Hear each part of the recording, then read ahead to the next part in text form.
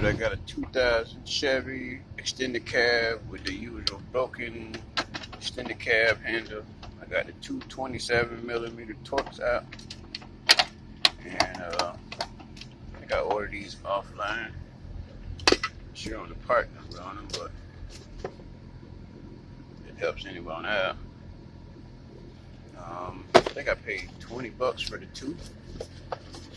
I think they wanted at least that for the one in the part store, so I figured I had time to wait. Like I said, there's nothing rocket science about this. Just label, right hand and the left hand.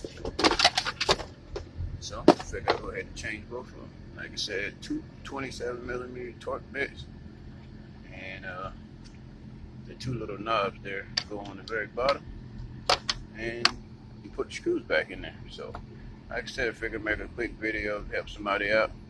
Push that like button. Want to see more of them? Push that subscribe button. Thank you.